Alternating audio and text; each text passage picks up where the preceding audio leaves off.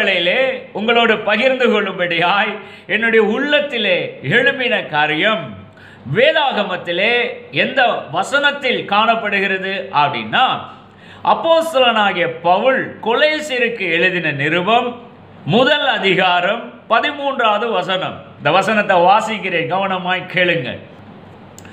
இருளின் அதிகாரத்தினின்று நம்மை விடுதலையாக்கி தமது அன்பின் குமாரனுடைய ராஜ்யத்திற்கு உட்படுத்தினருமாயிருக்கிற பிதாவை ஸ்தோத்திரிக்கிறோம். மிகவும் அருமையான ஒரு வேத வசனம். அப்போஸ்தலனாகிய பவுல் கொலேசியருக்கு எழுதின நிருபத்தில் அந்த கொலேசிய சபையாரை பார்த்து சொல்லுகிறதாக இருக்கலாம். ஆனால் இந்த வீடியோவை பார்த்து கொண்டிருக்கிற உங்களை பார்த்து நான் சொல்ல ஆசைப்படுகிற காரியம் என்னவென்றால், இருளின் அதிகாரத்தில் ஒரு காலகட்டத்தில் நீங்களும் நானும் இருந்திருக்கிறோம் அல்லவா? கொஞ்சம் யோசிச்சு பார்ப்போம். இந்த நாளில் அப்படிப்பட்ட அந்த இருளின் அதிகாரத்தில் இருந்து என்ன உங்களை கடவுள் விடுதலையாக்கி இந்த அன்பின் குமாரனுடைய ராஜ்யத்துக்குள்ள, பரலோக ராஜ்யத்துக்குள்ள கண்ணால காணக்கூடாத விதத்திலே இயங்கிக் கொண்டிருக்கிற ஆவிக்குரிய இந்த அன்பின் குமாரனுடைய ராஜ்யத்துக்குள்ள நம்ம கொண்டு வந்து சேர்த்து நமக்கு தேவையான எல்லா மன மகிழ்ச்சியையும் எல்லா சந்தோஷத்தையும் சமாதானத்தையும் அந்த பிதாவானவர் கொடுத்திருக்கிறாரே. இருளின் அதிகாரம் என்பது ஒரு சாதாரணப்பட்ட காரியம் அல்ல. இருளின் அதிகாரத்தில் ஒரு காலகட்டத்தில் நீங்களும் நானும் வாழ்ந்ததுனால தான் அந்த காலகட்டத்தில் ஒரு சந்தோஷம் இல்லை, ஒரு மகிழ்ச்சி இல்லை, ஒரு தரித்திரம் நிறைந்த வாழ்க்கையே நம்ம வாழ்ந்து கொண்டு இருந்தோம். ஏன்னா இருளின் அதிகாரத்துக்குள்ள ஆட்கொள்ளப்பட்டவர்களாய் காணப்பட்டோம். ஆனால் கிருபையாய் நம்முடைய வாழ்க்கையில் ஒரு காலகட்டத்தில் அந்த அன்பின் குமாரன் இயேசு இடைப்பட்டார். அவருடைய ராஜ்யத்துக்குள்ள நம்ம கொண்டு வந்து வச்சிட்டாரு.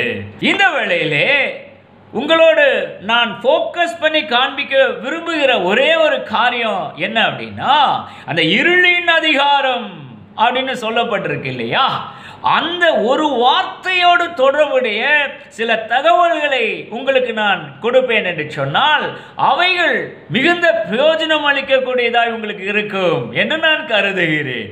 ஏன்னா அந்த இருளின் அதிகாரத்தினின்று நான் விடுவிக்கப்பட்டிருக்கிறேன் அப்படிங்கிறத நீங்க ஆழமா புரிந்தவர்களாய் காணப்பட வேண்டும். அதை சாதாரணமா எடை போடுறாதீங்க. அது ஒரு பெரிய சமாச்சாரம். நான் ஒரு காரியத்தை உங்களுக்கு சொல்றேன் பாருங்க. நீங்க நன்றாக ஜெபம் பண்ணவர்களா இருக்கலாம், வேதத்தை எல்லாம் நன்றாக வாசிக்கக்கூடியவர்களா இருக்கலாம், மணிக்கணக்கா தேவனை ஆராதிக்கக்கூடியவர்களா இருக்கலாம். ஆனாலும் நம்ம வாழ்கிற இந்த உலகத்துல நம்மை சுற்றிலும் அந்த இருளின் அதிகாரம் இருந்து கொண்டேதான் இருக்கிறது. என்னதான் அவருடைய அன்பின் குமாரனுடைய ராஜ்யத்துக்குள்ள கடவுள் நம்ம வச்சிருந்தாலும் நடைமுறை வாழ்க்கையில நம்மை சுற்றிலும் அந்த இருளின் அதிகாரம் இன்றும் இருந்து கொண்டேதான் இருக்கிறது. நல்லா கவனிங்க. இன்னொரு இடத்துல என்ன வசனத்தை வாசிக்கிறோம்? உலகத்துக்கு கடவுள் உன்னை வெளிச்சமா வச்சிருக்கிறாரு, ஒளியாய் வச்சிருக்கிறாரு அப்படின்லாம் நம்ம வாசிக்கிறோம் அல்லவா? இதே உலகத்துல தான் நீங்களும் வாழ்றீங்க. இருளிலேயும் மக்கள் காணப்படுகிறார்கள். ஆனால் இருளிலே வாழ்கிற ஜனங்களுக்கு வெளிச்சம் இல்லை. ஆனா நீ கடவுளுடைய பிள்ளையா இருக்கிறதுனால உனக்குள்ள வெளிச்சம் இருக்குது. ஆனா எங்க வாழ்ந்து கொண்டிருக்கீங்க? இதே இருள் நிறைந்த உலகத்துல தான் வாழ்ந்து கொண்டு இருக்கிறோம். ஆனா நம்மை சுற்றிலும் ஒரு வெளிச்சம் இருக்குது. அதை மனதில் வைத்துட்டு நான் சொல்லும்படிய முயற்சி செய்கிற காரியத்தை கொஞ்சம் யோசித்து பார்க்கும்படியாக நான் விரும்புகிறேன். நன்றாக ஜெபிக்கக்கூடியவர்களா இருக்கலாம், ஆனாலும் நம்மை சுற்றிலும் இந்த இருளின் அதிகாரம் இன்னும் இருந்து கொண்டுதான் இருக்கிறது. அது என்ன பண்ணும்னா சில நேரங்களில் நம்மளை இன்ஃப்ளூயன்ஸ் பண்ண பார்க்கும், வகை தேடும்.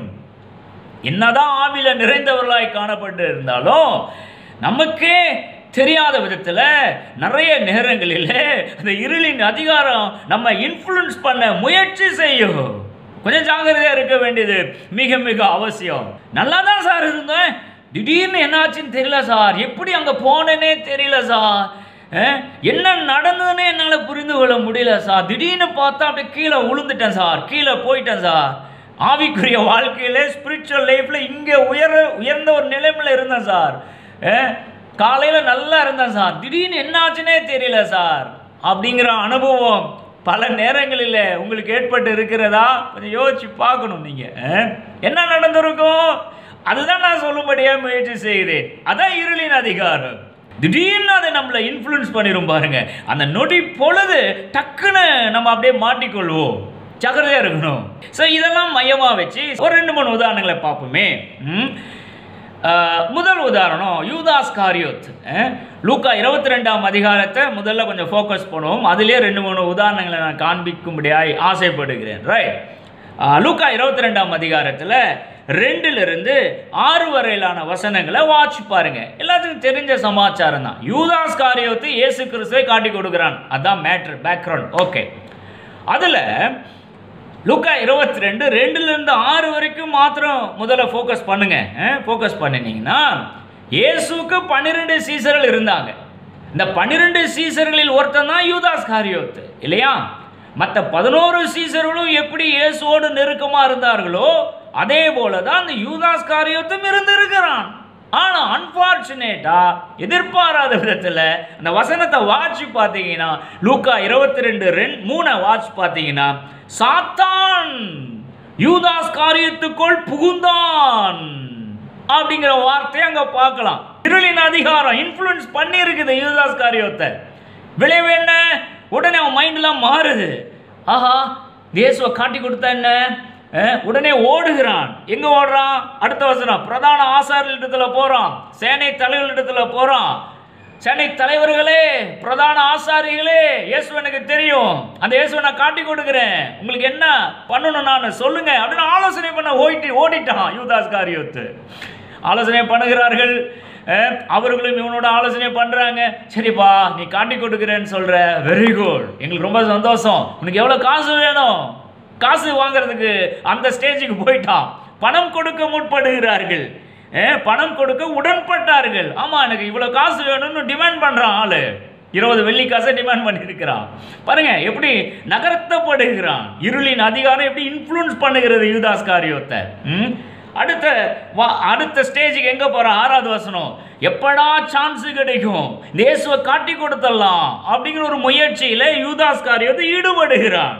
வசனத்தை வாட்ச் பார்த்தீங்கன்னா அவரை காட்டி கொடுக்கும்படி சமயம் தேடினான். சமயம் தேடினான் அப்படிங்கிற வார்த்தையை அங்க வாசிக்கிறோம்.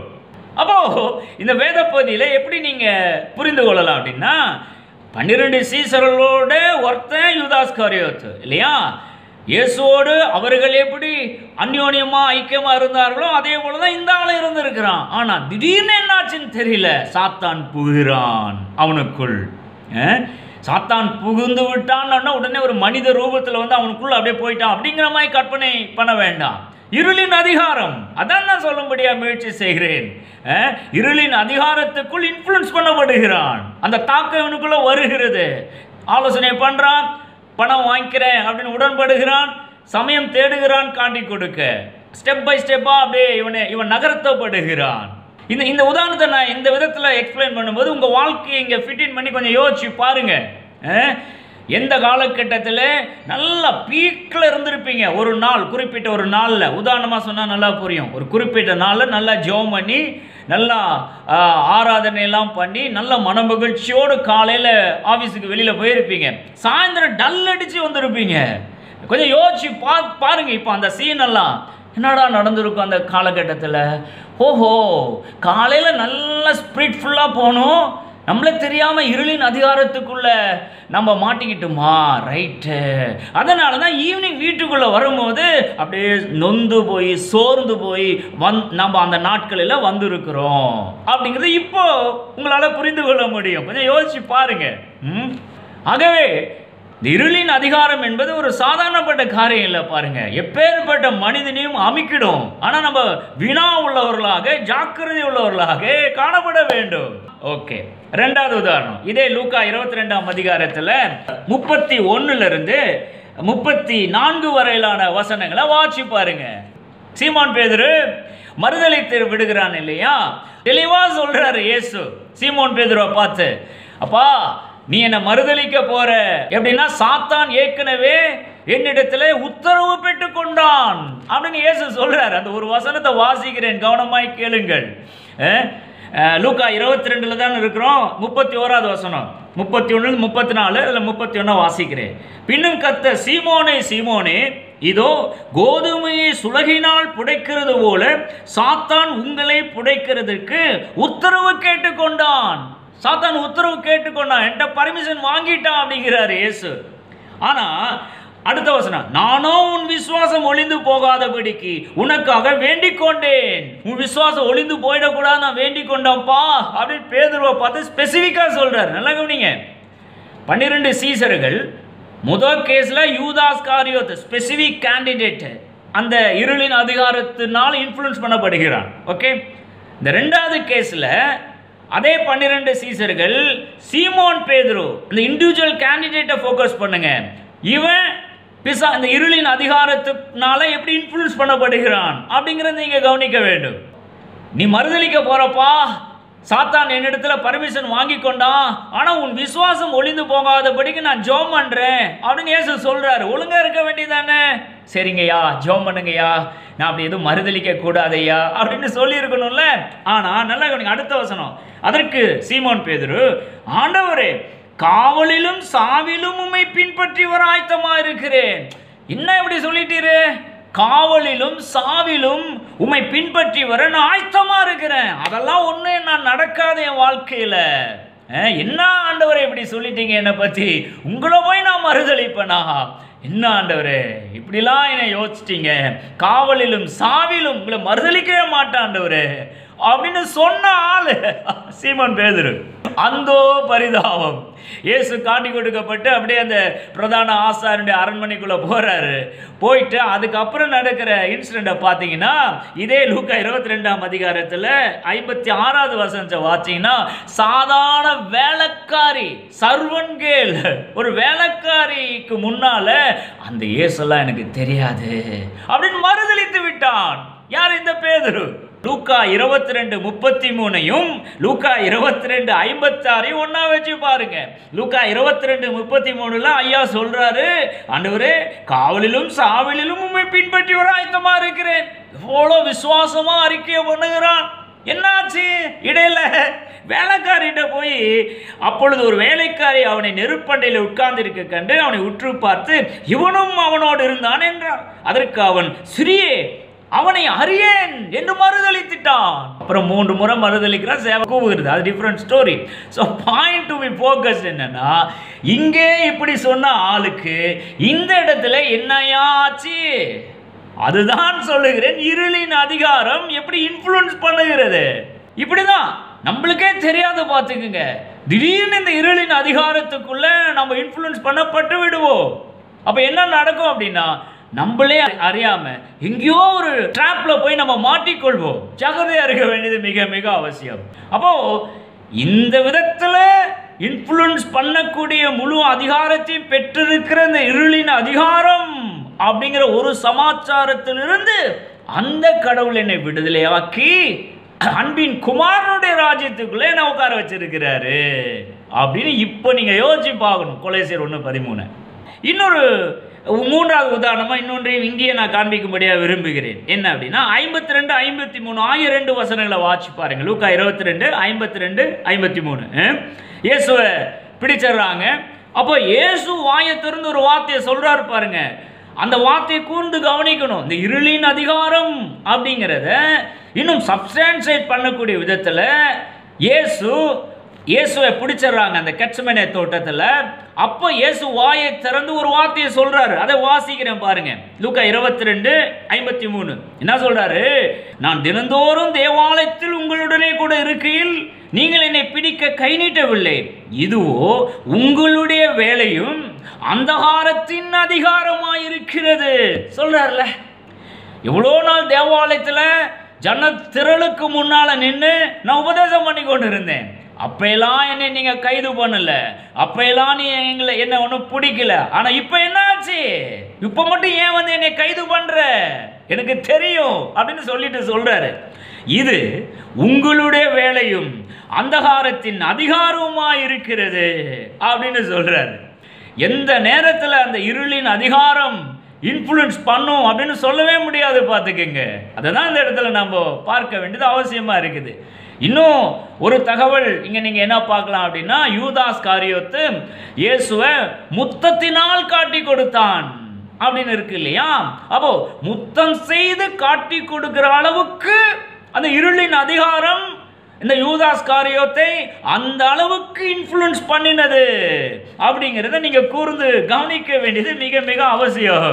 ஸோ இந்த லூக்கா 22 3 வேத பகுதியை நான் காண்பித்து விட்டேன் இந்த ஒரு அதிகாரத்தில். ரைட். இப்போ மத்தேயு 27 ஒரு சமாச்சாரத்தை நான் காண்பிக்கும்படியாக விரும்புகிறேன். மத்தேயு 27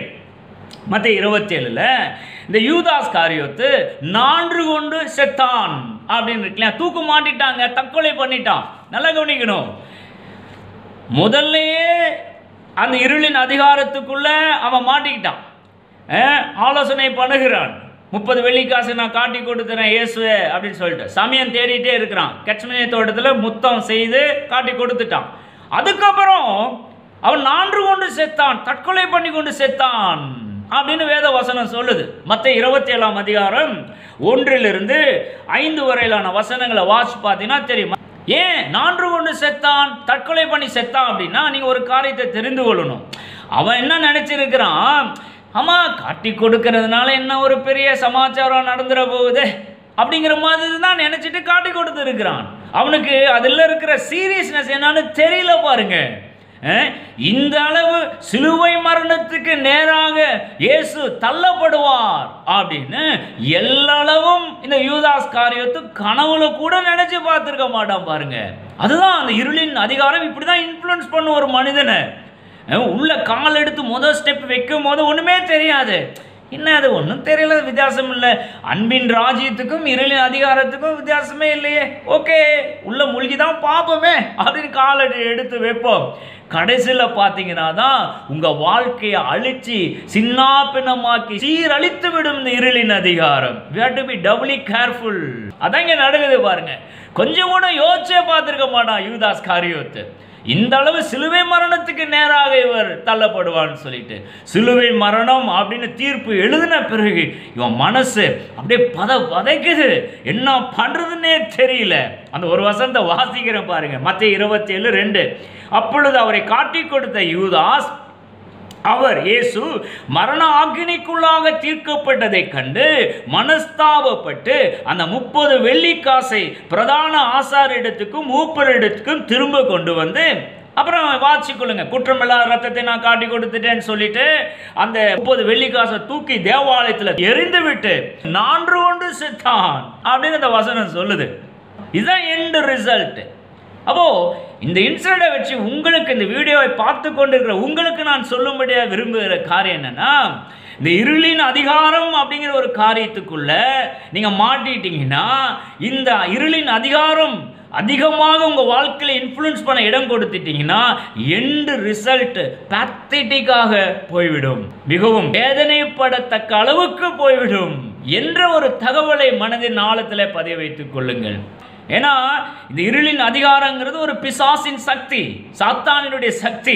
என்னதான் நம்ம அன்பின் ராஜ்யத்துக்குள்ள இருந்தாலும், வெளிச்சத்தின் பிள்ளைகளா இருந்தாலும், நம்மை சுற்றிலும் இந்த இருளின் அதிகாரம் இயங்கிக் கொண்டே இருக்கிறது. அப்படிப்பட்ட உலகத்தில் தான் நம்ம வாழ்கிறோம். பிராக்டிக்கலாக நான் பேசுகிறேன். அப்போ நம்ம எவ்வளவு கேர்ஃபுல்லாக இருக்க வேண்டியது அவசியமா இருக்குது அதை யோசிச்சு பாருங்க. இந்த இருளின் அதிகாரம் நம்ம இன்ஃப்ளூயன்ஸ் பண்ண எக்காரணம் கொண்டும் நாம் இடம் கொடுத்து விட கூடாது. இப்போ கடைசியாக ஒரு உதாரணத்தை காண்பிக்கும்படியாய் விரும்புகிறேன். எங்க பார்க்கலாம் அப்படின்னா மத்தேயு 28 அதிகாரம். இந்த மத்தேயு 28 அதிகாரம் முழுவதும் வாட்ச் பார்த்தீங்கன்னா ஆண்டவராகிய இயேசு கிறிஸ்துவின் உயிர்த்தெழுதலை குறித்து சொல்லுகிற ஒரு வேத பகுதி. ஓகே, நம்முடைய ஃபோக்கஸ் பாயிண்ட்டுக்கு வருவோம். இயேசு உயிரோடு எழுந்து விடுகிறார். 2 தேவ தூதர்கள் வானத்திலிருந்து கீழே இறங்கி வந்து அந்த கல்லறையை மூடி இருந்த கல்லை புரட்டி தள்ளிவிடுகிறார்கள். அந்த கல்லறையை காவல் காத்து கொண்டிருந்த காவலர்கள் அப்படியே கல்லறைக்குள்ள குமிஞ்சு பார்த்துருக்காங்க. ஆளை காணோம், பாடியை காணோம். எல்லா நிகழ்வுகளையும் அவங்க அப்படியே அப்சர்வ் பண்ணிட்டு இருக்கிறாங்க. நினைச்சு பாருங்க, காவலர்கள் வானத்திலும் தேவதூதர்கள் வராங்க, கல்லை புரட்டி தள்ளுறாங்க, குமிஞ்சு பார்த்தா ஆளை காணோம், இயேசுவின் சரீரத்தை காணோம். எப்படி உள்ளம் துடி துடித்து இருக்கும் காவலர்களுக்கு. ஏன்னா they are the responsible people. அவங்களுடைய சுப்பீரியருக்கு பதில் சொல்லி ஆகணும்ல. அப்போ யோசிக்கிறாங்க, என்ன பண்றதுன்னு தெரியல, ஓடோடி போறாங்க. எங்க பிரதான ஆசாரியர் இடத்துல போய் இதை அறிவிக்கிறாங்க. அவர்கள் என்ன பண்றாங்க, மூப்பர்களோடு ஒன்னா கூடி ஒரு ஆலோசனை பண்றாங்க. உடனே அவங்களுக்கு மனசுக்குள்ள ஒரு ஐடியா கிளிக் ஆகுது. இங்கதான் இருளின் அதிகாரத்தை நீங்க பார்க்க வேண்டும். எப்படிலாம் இன்ஃப்ளூயன்ஸ் பண்ணுது பாருங்க இருளின் அதிகாரம். ஒரு கணக்கு போடுறாங்க. இந்த பிரதான ஆசாரிகள் மூப்பர்லாம் சேர்ந்து என்ன கணக்கு போடுறாங்க, அவங்களுக்கு ஏற்கனவே தெரியும் இல்லையா, இயேசு உயிரோடு இருந்த நாட்களிலே ஆங்காங்கே சொல்லியிருக்கிறாரு. என்ன சொல்லியிருக்கிறாரு, நான் மரித்தாலும் 3ஆம் நாள் உயிரோடு எழுந்திருப்பேன் அப்படின்னு சொல்லியிருக்கிறாரு இல்லையா. அந்த சமாச்சாரம் இந்த பிரதான ஆசாரிகள் மூப்பருடைய மண்டையில ஓடிட்டு இருக்குது. ஆஹா, இந்த ஆள் அப்படி சொல்லியிருக்கிறான், ரைட்டு. இப்போ பார்த்தா கல்லறையில் பாடியை காணோம். சரி, ரெண்டையும் நம்ம கோரலேட் பண்ணுவோம். ஒன்று செய்யுங்கயா. அந்த காவலர்களை பார்த்து சொல்கிறாங்க. என்ன சொல்கிறாங்கன்னா, நீங்கள் சத்தப்படாமல் ஒரு காரியத்தை ப்ராபகாண்டா பண்ணிடுங்க. என்ன சார் பண்ணணும்? ஒன்றும் இல்லை, நைட்டு இரவோடு இரவாக இந்த இயேசுவினுடைய சீசர்கள் வந்து கல்லறையை உடைச்சி தள்ளி அந்த பாடியை எடுத்துக்கொண்டு திருடி கொண்டு போயிட்டாங்கன்னு நீங்கள் ஊரெல்லாம் பரப்பி விடுங்க அப்படிங்கிற மாதிரி ஒரு ஆலோசனையை இந்த பிரதான ஆசாரியர்கள் மூப்பர்களோடு சேர்ந்து இந்த காவலர்களுக்கு சொல்றாங்க. இருளின் அதிகாரம் எப்படி செயல்படுகிறது? இந்த காவலர்களும் சரி சாமி நாங்க அப்படியே செஞ்சிடறோம் அப்படின்னு ஒத்துக்கிறாங்க. இப்போ ஒரு வசனத்தை இப்போ இந்த பேக்ரவுண்ட்ல வாசிக்கிறேன் பாருங்க. 15வது வசனம், மத்தேயு 28:15. அவர்கள் யாரு? அந்த காவலர்கள். அவர்கள் பணத்தை வாங்கி கொண்டு, பணம் தந்துடுறோம், நீங்க ப்ராபகேட் பண்ணிருங்க, இயேசுவின் சீசர்கள் ராவோடு இரவா வந்து பாடியை திருடிட்டு போயிட்டாங்கன்னு ப்ராபகண்டா பண்ணிருங்க அப்படின்னு சொல்றாங்க இல்லையா. அதுக்கு உண்டான பணத்தை நாங்க தந்துடுறோம் அப்படின்னு சொல்லியிருக்கிறாங்க. அதனால இந்த காவலர்கள் பணத்தை வாங்கி கொண்டு தங்களுக்கு போதிக்கப்பட்டபடியே செய்தார்கள். அதே மாதிரி ஊரெல்லாம் பரப்பி தள்ளிட்டாங்க. ஐயா, விளைவு என்ன?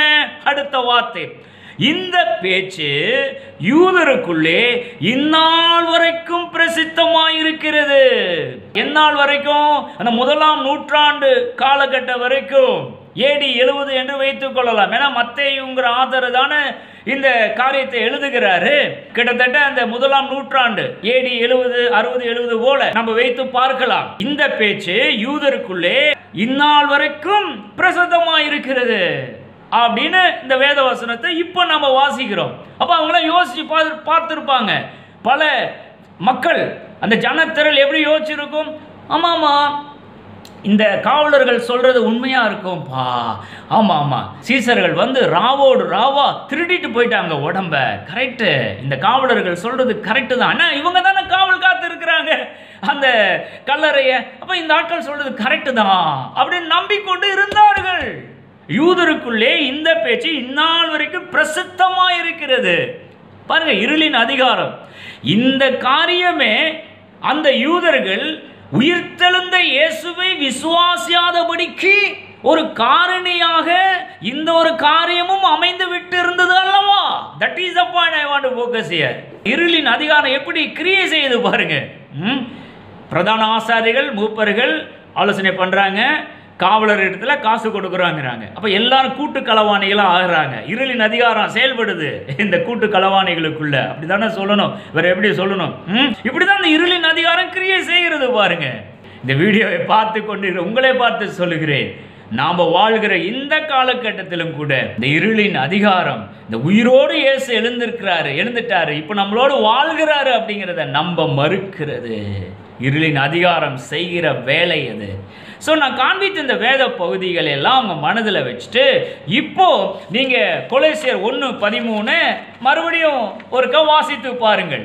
அந்த வசனம் மீண்டும் இப்போ வாசிச்சா எப்படி புரிந்து கொள்ளலாம்? இருளின் அதிகாரத்தினின்று நம்மை விடுதலையாக்கி தமது அன்பின் குமாரனுடைய ராஜ்யத்துக்கு உட்படுத்தினவர். அப்போ இருளின் அதிகாரம் ஒரு மனிதனை எந்த அளவுக்கு இன்ஃப்ளூயன்ஸ் பண்ண வாய்ப்பு இருக்குது அப்படிங்கிறத உங்களால் இப்போ புரிந்து கொள்ள முடிகிறதா? இப்படிப்பட்ட ஆதிக்கம் செலுத்தக்கூடிய ஒரு மனிதனுடைய வாழ்க்கையில் பயங்கரமாக ஆதிக்கம் செலுத்தக்கூடிய அந்த இருளின் அதிகாரத்தினின்று நம்மை விடுதலையாக்கி அன்பின் குமாரனுடைய ராஜ்யத்துக்குள்ள கொண்டு வந்து உங்களையும் என்னையும் அந்த தெய்வம் இந்த நாட்களில் வச்சிருக்கிறாரு. ஸோ இன்னைக்கு உங்களோடு பகிர்ந்து கொண்ட தகவல் உங்களுக்கு பிரயோஜனமாக இருந்திருக்கும் என்று நினைக்கிறேன். இண்டிவிஜுவல் கேண்டிடேட்டை எப்படி இந்த இருளின் ஆதிக்கம் இன்ஃப்ளூயன்ஸ் பண்ணும். யூதாஸ் காரியத்தை காண்பித்தேன், சீமோன் பேதுருவை காண்பித்தேன். காவலர்கள் எப்படி இன்ஃப்ளூயன்ஸ் பண்ணப்படுகிறார்கள் இருளின் அதிகாரத்தினால் என்றெல்லாம் காண்பித்தேன். அப்போ கன்க்ளூசிவா நீங்க மனதில் பதிய வைத்துக் கொள்ள வேண்டிய ஒரு காரியம் என்னன்னா, இருளின் அதிகாரம் அப்படின்னு ஒன்று இருக்குது. நாம் என்னதான் பைபிள் வாட்சி நல்ல ஜோமனி ஆவில நிரம்பின ஒரு வாழ்க்கை வாழ்ந்தாலும் நம்ம சுற்றிலும் இருளின் அதிகாரம் இருந்து கொண்டு தான் இருக்குது. கடவுள் நமக்குள்ள ஒரு வல்லமையை கொடுத்திருக்கிறாரு, அதிகாரத்தை கொடுத்திருக்கிறாரு. அந்த இருளின் அதிகாரம் என்னை இன்ஃப்ளூயன்ஸ் பண்ண நான் அனுமதிக்க மாட்டேன் அப்படின்னு ஒரு ஸ்டாண்டு நீங்க எப்பொழுதும் எடுத்தவர்களாய் காணப்பட வேண்டும். That is a message I want you to keep it in your mind. இந்த இன்றைய தகவலை கர்த்தர் ஆசீர்வதிப்பாராக. Hallelujah. Praise the Lord.